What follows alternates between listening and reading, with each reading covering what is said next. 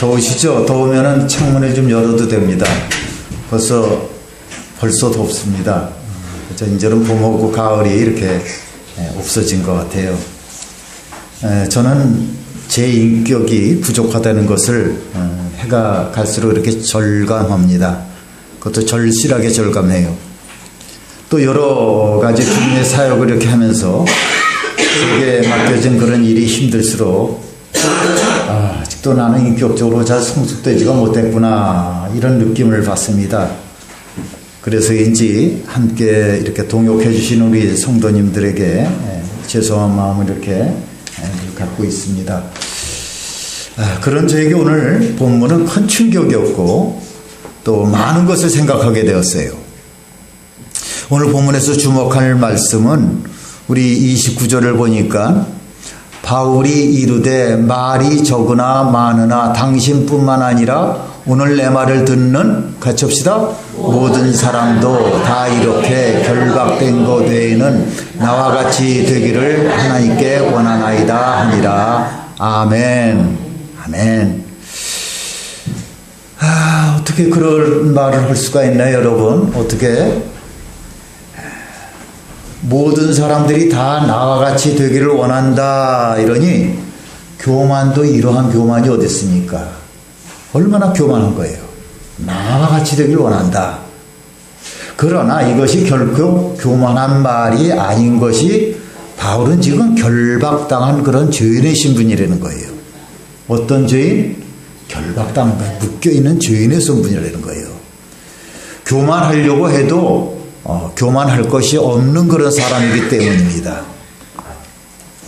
잘난 사람이 혹은 그저 높임을 받는 사람이 그런 말을 하면요 교만한다고 하겠지만은 지금 재판을 받는 그런 죄인이라고 하는 그런 처지에서 다 나와 같이 되기를 원한다는 말은 교만에서 나오는 그런 말은 아니에요. 그렇죠? 게다가 사도 바울은 자신이 죄인이라고 정나하게 고백을 한 사람입니다. 로마서 7장 24절을 보겠습니다. 같이 합시다. 오호라 나는 공고한 사람이로다. 이 사망의 몸에서 누가 나를 건져내라. 디모데전서 1장 15절을 보겠습니다.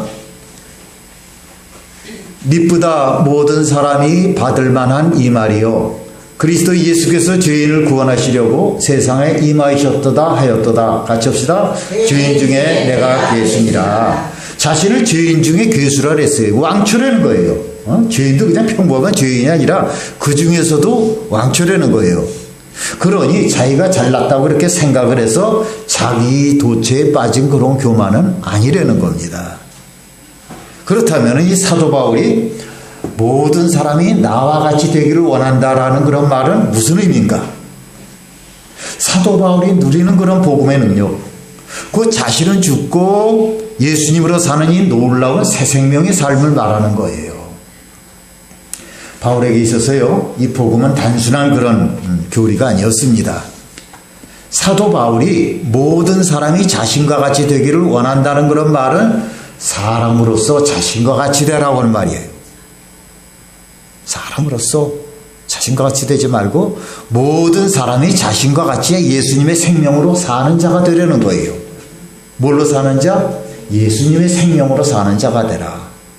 이 사도 바울은 예수님을 영접하고 정말 자신은 죄인 중에 괴수라고 이렇게 고백을 한 것처럼 자기 자신은 정말 십자가에서 예수님과 함께 죽어지고 정말 예수님이 마음에 오시고 자기 자신의 생명이 되시고 주님이 되신 그런 삶이 얼마나 놀라운지, 그래서 모든 사람들이 다 자기와 같이 완전히 새롭게 거듭나기를 원한다는 것을 이렇게 말하고 있는 겁니다.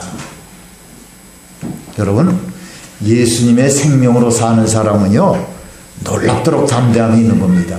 믿으시기 바랍니다. 우리 연약한 우리 여성 우리 집사님들 권사님들도 어떨 때 보면 아주 놀랍게 담대한 적이 있어요. 꿋꿋하니 나 굉장히 그저 바람이 불면 날아갈 것 같은 그런 건데도 어떻게 그런 담대함이 나오는지 모르겠어요. 사도행전 21장부터 26장까지 바울이 6차례에 걸쳐서 재판받는 장면이 나오는데 인상이 깊은 건 뭐냐? 이 바울의 담대함과 평안함입니다. 담대함과 뭐요? 평안함. 평안이 참 중요한 거예요. 평안, 평화.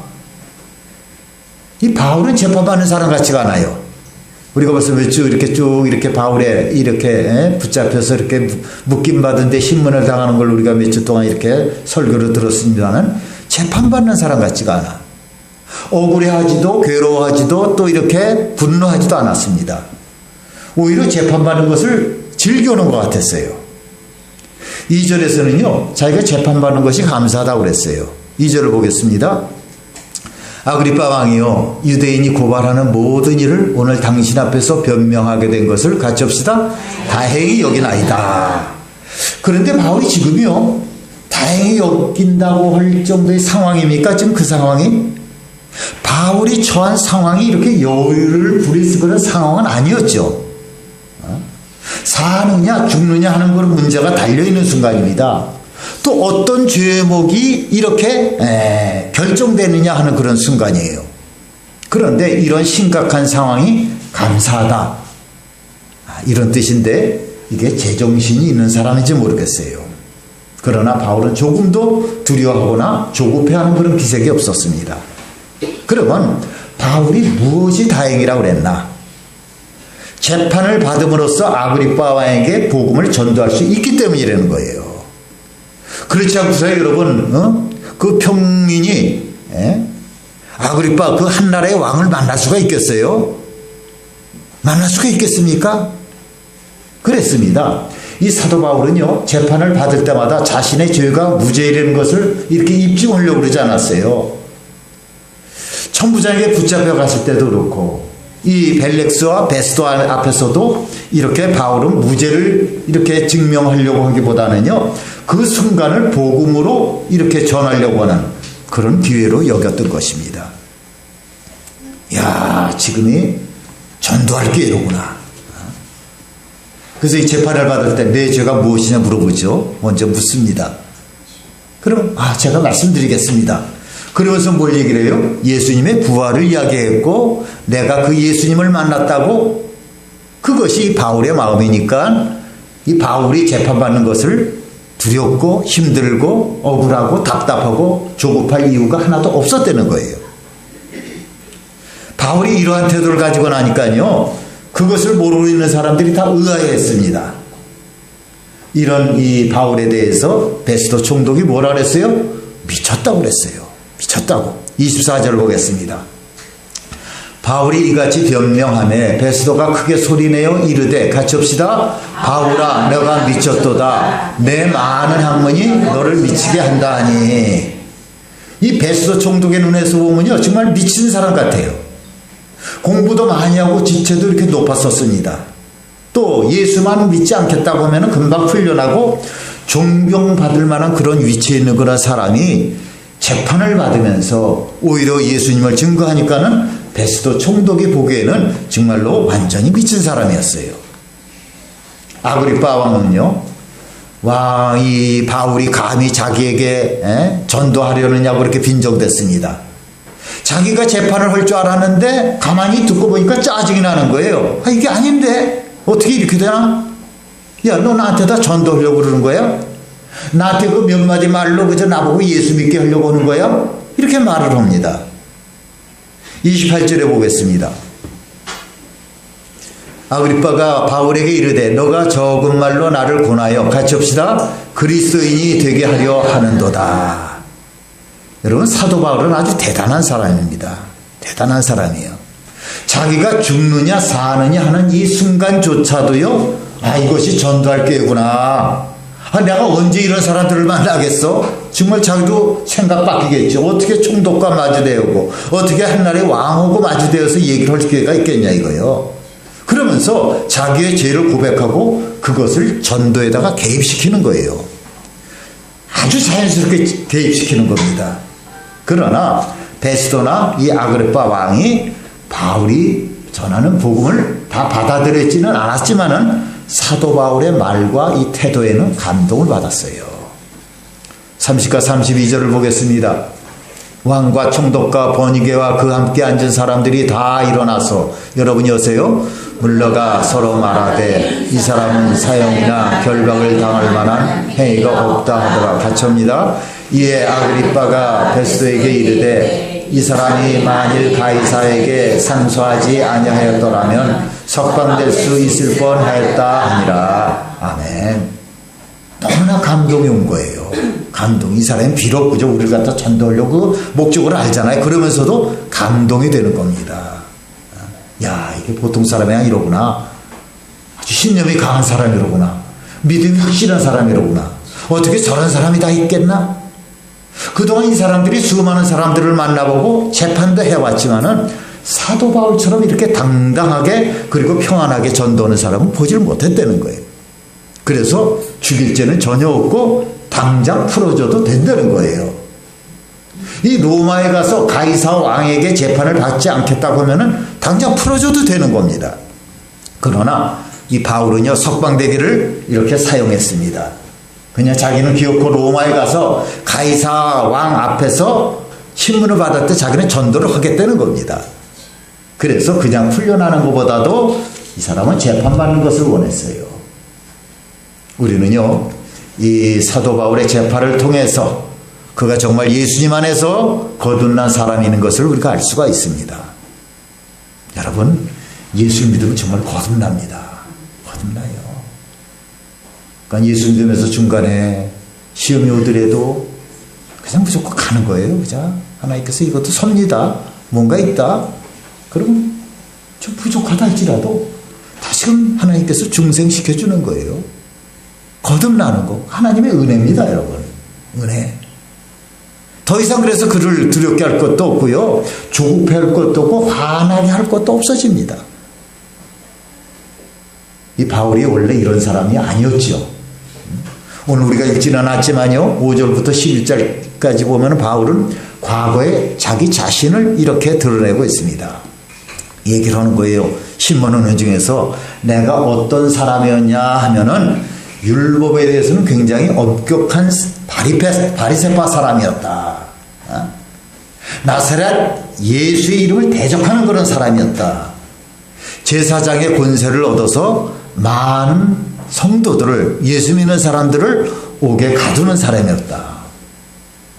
그렇습니다, 여러분. 바울은 핍박자였습니다. 핍박자. 율법에 대한 그런 열심이 어느 정도였냐 하면은 과격하고 사납고 거칠었습니다. 목숨을 걸 정도였어요. 가로막고 있는 그런 장애물이 있다고 하면은 어떤 것이든지 부수고 들어갈 정도로 의지도 굉장히 강한 사람이었어요. 그저 2차 전도여행 갈 때 마가를 그저 안면몰 쏘고 그저 내친 거 보세요. 안 돼, 저 사람 안 돼. 면전에서 내칩니다. 의지가 상당히 강한 사람이에요. 다혈질 사람이었습니다. 그러더니 바울이 예수 그리스도를 만나고 난 다음에 정말 변화된 거예요. 여러분, 바울 사도만 그렇습니까? 아닙니다. 예수를 만나면 모든 사람들이요, 그 성격과 성품이 다 바뀌게 되는 겁니다. 믿으시기 바랍니다, 여러분. 그게 끈질기게 안 바뀌는 때도 있지만은 하나님께서, 성령 하나님께서 그 마음속에 돌아가셔서 감동감화 시켜줄 것을 여러분 믿고서는 계속해서 포기하지 말고 기도하시기 바랍니다. 이런 이야기들이 다 우리 모두의 얘기가 되기를 축원합니다. 축원합니다. 우리 모두에게 주시는 것이 하나님의 은혜예요. 이 사도 바울은 말로만 복음을 전하는 것이 아니에요. 그에게서 풍기는 그런 성품이 사람을 감동시키는 겁니다. 여러분, 오늘 우리가 본문에서 보면은 또 말씀을 요 정도 들었는데 바울 사도가 분노하는 것을 보게 되었습니까? 원망함과 무례함을 보게 됐나요? 전혀 그런 것이 없었습니다. 그러면서도 범접할 수 없는 그런 권위가 있었어요. 베스도와 아그리빠 왕 앞에서 신문을 나가는데 흥분하지도 않고요, 두려워하지도 않고 조롱하지도 않았습니다. 그들의 죄에 대해서 존중하는 말투로 그저 평범한 또 평안한 가운데 이렇게 말을 하고 있는 거예요. 그러면서도 어떻게 했어요? 담대했습니다. 담대. 우리가 은혜를 받게 되면 아까도 말씀드렸지만 담대한 겁니다. 최고가 외서우고 나릇나릇한데도 담대한 걸 보면 그 사람이 은혜를 받아서 확신이 있는 거야. 하나님께서 나와 함께 계시구나 하고 확신이 있으니까 때로는 그저 밀고 나갈 수도 있는 거예요. 여러분, 이 두 사람이면 물론이고 모든 사람들이 다 나와 같이 되기를 원합니다 하고 바울이 말하지 않습니까? 모든 사람, 당신들만 아니라 모든 사람들이 결박당한 거 외에는 다 나와 같이 되기를 원합니다. 여러분, 이것이 예수 믿는 사람의 자세예요. 믿습니까? 여러분, 사람들에게 전도할 때 예수 믿으라고 그렇게 복음을 증거할 뿐만 아니고 모두 다 같이 되기를 원합니다. 이렇게 전도할 자신이 있나요, 여러분? 이것이 진짜 전도예요. 이것이. 지난번 올레 때 어떤 목사님이요, 아이들이 왜 엄마와 선생님을 싫어하는지 아느냐고 물어봐요. 모른다고 그랬습니다, 목사님들이. 엄마와 선생님은 옳은 말을 하는데, 옳은 말이긴 한데 기분 나쁘게 한다는 거예요. 그래서 모두 다 크게 웃었습니다. 공감했어요. 그렇지, 그럴 수 있다. 옳은 말씀을 기분 나쁘게 하는 사람이 엄마나 선생님이라는 겁니다. 그러나 저는 이 기독교인도 그 중에 들어갈 것이라고 생각을 합니다. 이 세상 사람들은 기독교인들이 말들을 참 잘한다고 그래요. 이 이북에서 예전에 아주 오래전에는 이 예수 믿는 사람들 말쟁이라고 해서 뭐 무참하게 죽었다는 거예요. 그래서 그때 그 당시에도 그저 이북 사람들 여기 내려와서 교회당에 설교 그럴 때 믿는 사람들 참 말 잘한다, 말 잘한다 그랬어요.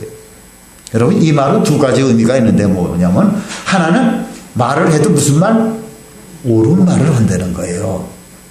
옳은 말을 하고. 그러나 말은 옳은데 어떻게? 기분이 나쁘다는 거야. 그러니까 전도의 문이 막히는 겁니다. 전도의 문이. 여러분, 옳은 말을요 기분 좋게 하면 감동이 오는 겁니다. 그러면 정말로 지도자가 되는 거예요. 우리 한국교회 성도들에게 숙제는 뭐냐? 충성과 열심은 아주 대단한데 인격은 변화받지 못하고 있어요. 아무리 믿고 저 뭔가 열심을 내도 인격을, 급할 때 인격을 보면 변화가 되질 않은 것 같아요. 이 삶으로서 불신자들을 감동시키지 못하는 것 같습니다. 이 한국교회는요, 또 성도는요, 나라가 위기일 때 나라를 살리는 일에 주도를 했고요, 민족을 구원하는 그런 역할을 했었습니다. 민족을 살리는 그런 기독교였어요. 지금 우리가 할 일이 무엇입니까? 사람들 마음속에 있는 그런 무서운 편견을 깨트리는 거예요. 진정 하나가 되는 일을 위해서 우리가 섬겨주는 겁니다. 이것이 진정한 통일을 준비하는 과정이에요. 여러분, 마음과 생각이 갈갈이 찢어져 있는 그런 상황에서 어떻게 통일이 됩니까? 우리의 옛사람은 이미 어디에 못 박혔어요? 십자가에 못 박혔습니다. 이제는 예수님의 생명으로 사는 거예요. 예수님을 바라보며 사는 자가 됐다는 겁니다. 예수님을 바라보면 어떤 환경에서도요, 어떠한 그런 사건 앞에서라도 두렵지 않고 조급하지 않고 분노하지도 않게 되는 겁니다. 마음이 평안해져요. 그래야 주님의 인도를 받을 수가 있는 거예요. 여러분, 씩씩대면서 그저 인도 받을 수 있겠어요? 막 그저 흥분되고 그저 막 화가 그냥 치밀어서 소리 질렀는데 그게 인도를 받겠어요? 아니, 차 뿌리세요. 나 그냥 지옥 갈 거예요? 아니요. 우리 마음을 진정시키고 조급하지 않고 분을 참고, 그렇게 되면 오히려 모든 상황이요 사명인 것을 깨닫게 되고 감사할 뿐입니다. 따라합시다. 감사할 뿐이다. 감사합니다. 늘 감사하시기 바랍니다. 감사가 없어지면 참 힘들어집니다. 원망이 나고 불평이 나와요. 불안합니다. 감사를 되찾는 여러분 되시길 주님의 이름으로 축원합니다. 축원합니다. 예수님을 그런데 바라보지 못하면요, 항상 분주하고 바빠요. 바쁘다 바빠. 또 피곤합니다. 그런데 바쁘고 피곤한 것이 여러분 또 몸이 힘들거나 또 어려운 환경 때문에 아닌 것을 우리가 알아야 되는 거예요. 어려운 환경 때문에 바쁘고 피곤하고 그건 아니야. 많은 사람들은요, 환경이 변해야 마음이 편해질 것이라고 생각을 합니다. 그래서 빨리 결혼하고, 빨리 결혼들 다 오셨죠? 우리 안 하신 분들 계시나? 빨리 결혼하고 빨리 시험 끝내고 빨리 직장하고 빨리 집을 사면은, 또는 아이고 저 미운 사람 내 앞에서 없어지게 된다면은 마음의 평안이 올 거라고 그렇게 생각을 합니다. 그러나 그것은 뭐예요? 착각이에요. 착각. 따라합시다. 착각이다. 쫓기고 불안한 마음은 어둠의 영에서부터 오는 겁니다. 잘 들으세요, 여러분. 어둠의 영이 쫓기고 불안한 마음을 주는 거예요. 그래서 항상 마음이 바쁘고 쫓기는 겁니다. 여러분의 마음이 분주하고 쫓기 듯한 그런 마음을 들고 나서요, 자꾸 짜증이 나고 그 다음에 화가 나고 두려워하고 염려하는 것은요, 환경에서 오는 것이 아니에요. 어둠의 영으로부터 오는 겁니다. 그걸 우리가 좀 인식해야 되는 거예요. 그렇기 때문에 여러분들이 얻고 싶은 것, 되고 싶은 것을 다 이루어도요, 여러분이 정말 예수님을 바라보는 눈을 뜨지 못한 그런 사람이라면 여러분들은 평생을 쫓기듯이 항상 두려워하고 항상 짜증과 화를 내면서 살게 되는 겁니다. 성도 여러분, 우리가 정말로 거듭난 그런 삶을 살면요, 십자가를 붙잡고 예수님을 바라봐야 되는 겁니다. 여러분, 평안은 그저 우리가 정말 내 생명 되신 그런 예수님을 바라볼 때, 그때 비로소 오는 거예요. 사탄은요, 우리의 마음의 평안을 뺏으려고 온갖 노력을 다 하고 있어요. 온갖 노력을 쉽게 흥분하게 하고요, 쉽게 그저 화를 내면서 별것 아닌 일에 깊이 마음을 쓰게 합니다. 잠을 못 자게 하는 거예요. 지나놓고 별것도 아닌데 왜 이렇게 잠을 못 자나 할 정도로 조그만 일인데도 막 신경을 얼마나 쓰는지 신경쇠약이 더 걸릴 정도예요. 그런데 여러분들이 거기에 속으면요, 주님을 바라보지 못하게 되는 겁니다. 마음의 평안을 잃어버리고요, 마음을 점검하지 못한 채 짜증과 분노를 갖고 원망과 불평과 두려움과 염려를 하게 되는 겁니다. 낙의 목적은 뭐예요? 예수님을 바라보지 못하게 하는 것이 목적입니다. 그러기 때문에 우리의 마음이 평안한지 늘 점검하며 살아야 되는 겁니다. 그래야 우리가 예수님을 온전히 바라볼 수가 있는 거예요. 어떤 사람이 사고를 당했다 해서 그저 원망과 비탄에 이렇게 빠져 있습니다. 그러나 사고와 어려운 일 때문에 마음이 비탄해지고 원망이 오는 것이 아니라는 것을 우리가 알아야 되는 거예요. 여러분, 사고는 사고예요. 사고는 사고. 우리 옛날에 무슨 조그만 감기만 걸려도 그저 우리 순복음교회들은 감기 귀신 물러가라, 뭐 병원에 가는 것도 그저 죄스러우고 그저 몰래 갔다 오고 뭐 이런 식이 있었는데, 사고는 사고야. 사고는 뭐 건너갈 수 없는 길 갖다가 무단횡단하도 차에 치여요. 얼마 전에 무슨 탤런트인가 뭔가 뭐 아이돌 그룹 출신이라 해서 그 고속도로에서 그거 왜 2차선에서 차를 떼놓고 아마 이렇게 구부린 것을 술을 먹었다 그러니까 아마 이 속이 답답하니까 토해낸 것 같아요. 그다 친 거예요. 그 사람이 예수 믿는 사람이라 할지라도 그거 얼마나 위험한 거예요. 거기서 차 대고 그 다음에 안전하지 않으면 사고가 나는 거예요. 따라합시다. 사고는 사고다. 마음은 마음입니다. 여러분, 어려움 중에서도요, 얼마든지 평안할 수가 있어요. 얼마든지 감사할 수가 있습니다. 제 경험에 의하면 그래요. 힘들고 죽을 지경인데도 감사가 나올 수가 있는 거예요. 억지로도 감사하다 보니까 감사의 조건이 여기는 겁니다. 우리가 오늘 사도 바울을 보지 않았습니까? 여러분들이 마음을 뺏겨버렸기 때문입니다. 악한 영이 우리들의 마음을 무너뜨려서 더 어렵게 하려고 하는 그런 마귀의 괴계를 분별하지 못했기 때문에 불안하고 두려워하고 분노가 나오는 거예요. 여러분, 원망과 비탄이요, 마귀의 공격이라는 것을 우리가 알아야 되는 거예요. 내가 좀 참자, 좀 나갔다 오자, 좀 시간을 좀 벌자. 좋은 일이 있을 때도 마찬가지예요. 그때도 뭘 바라봐야 돼요? 주님을 바라봐야 됩니다. 여러분에게 이따금씩 그저 기쁜 일이 이렇게 또 좋은 일이 생길 때에도요, 예수님을 바라보는 눈을 잃어보기가 쉽습니다. 어떤 사람 복권에 당첨됐다고 그저 무지하게 기뻐하는 것을 이렇게 TV에서 봤어요. 저는 뭐 직접적으로 본 적은 없어요. 복권에 당첨된 사람. 예전에 울산에서 제가 직장 생활할 때 제가 잘 아는 그 선생님 집주인이 주택 복권에 당첨이 돼가지고 그걸로 이제 집을 줬대요. 집을 줘갖고 얼마나 좋아하는지. 그래도 다른 데 쓰지 않고 그걸 미천을 해서 집을 줬습니다. 잘 줘가지고 이 선생님 부부한테다 이렇게 세를 준 적이 있는데, 간접적으로 얘기를 했지만은 간접적으로 내가 아는 사람 중에서 뭐 복권에 당첨됐다 그런 거를 들어본 적이 없어요. 어쨌든 복권이 당첨되면 굉장히 기쁘죠. 뭐 얼마나 좋겠습니까? 또 어떤 사람은 자기 자녀들이 명문대학에 합격했다고 굉장히 기뻐들 합니다. 우리가 살다 보면요, 이렇게 때로는 좋은 일도 생길 수가 있습니다. 그러나 여러분, 이것도 조심해야 되는 거예요. 그때도 누굴 바라봐? 주님을 바라봐야 되는 거예요.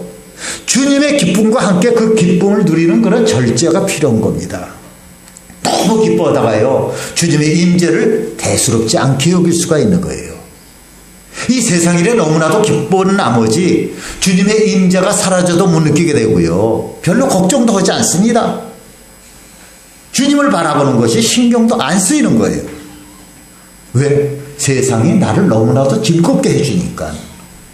그러다가 한순간에 두려움과 조급함, 분노와 좌절에 빠지게 됩니다. 왜? 관심이 세상 일에만 이렇게 집중되어 있기 때문이에요. 너무 슬플 때도, 너무 좌절할 때도, 너무 좋을 때도 다 똑같이 내 주변에 되어지는 그런 일과 환경에만 초점을 맞추고 사는 사람도 똑같은 거예요. 영적으로는 어려운 일이 올 때나 좋은 일이 있을 때나 여러분이 주님을 바라보는 눈을 잃어버리면 안 되는 겁니다. 그때 여러분이 그 모든 일들을 잘 조절할 수가 있는 거예요. 유명한 성경 강해설교회의 권위자인 척 스미스 목사님께서 개척교회 시절에요, 정말 필요한 데 있었답니다. 근데 그 돈이 없어서 아주 간절히 기도드린 적이 있어요. 간절히. 지금 뭐 미국에서 한 뭐 첫째다 둘째다 뭐 아주 굉장히 큰 대형 교회인데, 이 도무지 돈이 생길 가능성이 없는 중에 며칠 있다가 어느 권사님한테서 전화가 왔는데, 하나님께서 이 권사님에게 기도하는 중에 목사님에게 송금을 하라고 하는 그런 마음을 이렇게 주셔서 돈을 보냈다는 겁니다. 근데 그 돈 금액이 얼마냐면 이 목사님이 꼭 필요한 그런 금액이었대요. 목사님이 전화를 끊고 얼마나 좋고 흥분이 되는지 자기 사모님을 크게 부르면서 여보 하나님이 우리에게 기적을 베풀어 주셨어. 우리가 원하던 돈이 그저 이 은행에 입금이 되었어. 그리고 사모님을 붙잡고 그냥 덩실덩실 춤을 췄답니다. 그 순간 주님의 음성이 마음에 들려옵니다. 척 스미스 목사야, 그렇게도 좋으냐? 너 너무 좋아하는 것 같다. 그런데 너가 나 때문에 기뻐서 좋아서 내 아내와 손을 잡고 춤을 춰본 적이 있느냐? 주님의 그 음성을 듣고요, 춤을 추던 목사님이 무릎을 꿇었답니다. 주님 부끄럽습니다. 제가 회개합니다. 목사님은요, 주님보다도 돈이 더 이렇게 생긴 것이 더 좋아하는 그런 마음을 회개했다고 그럽니다. 이 척 스미스 목사님은 이 교훈을 명심하며 살았어요.